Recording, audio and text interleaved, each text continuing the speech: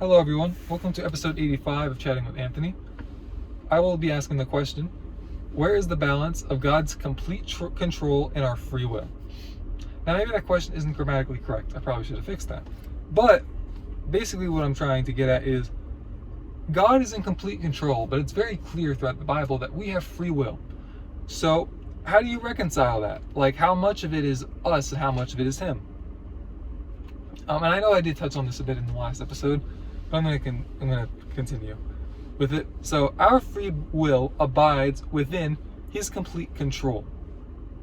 The way I like to view it is we have a little fence. Think of it like you have horses, and they're free to roam around, but there's, it's like a circular. Sorry, I think this was in Yellowstone. I don't remember.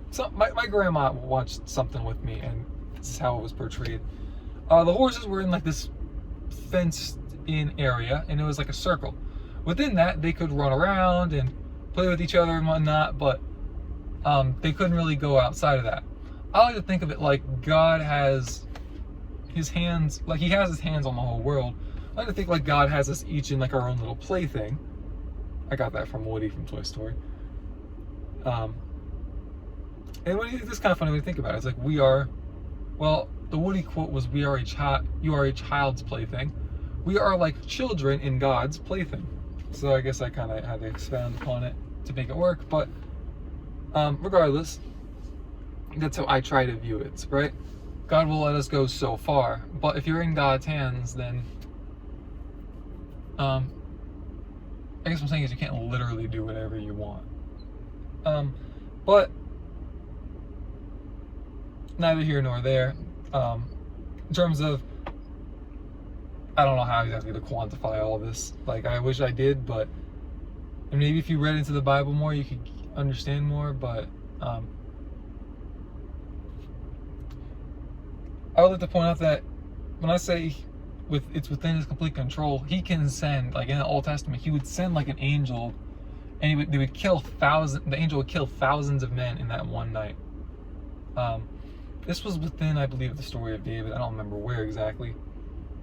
But the men were disobedient. They worshipped other gods. They took in pagan traditions. Well, not traditions. Pagan actions, let me put it like that. So that's where I'm coming from with this.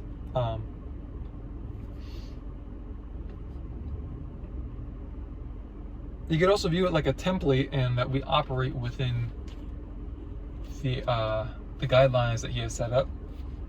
But there are only so many analogies I can really give you for this, right? Like, God is God. I mean, He does what He wants. I mean, it seems pretty clear throughout the Old Testament that He loved Israel deeply, but He let them wander far. And some of them, like He did bring some people back to Him, but He killed a lot of people seemingly while they were in the midst of their sin.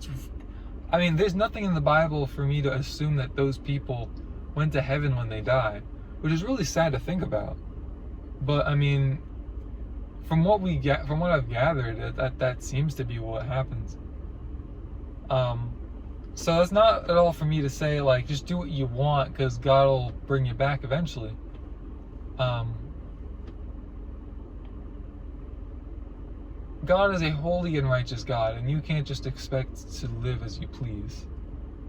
As the word says, I believe in Romans, for those who say, "Let us sin that grace may abound," already have their. I'm paraphrasing when I say this next part, but it's like they already have their cup of wrath stored up for them. Within all of this free will, I would argue that regardless of how much of it you want to put on us versus God, He allots us more than we deserve. And for that, He deserves praise and honor.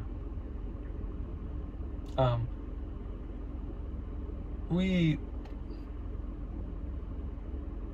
deserve nothing good from God. Really, the only thing we deserve from Him is hellfire and wrath.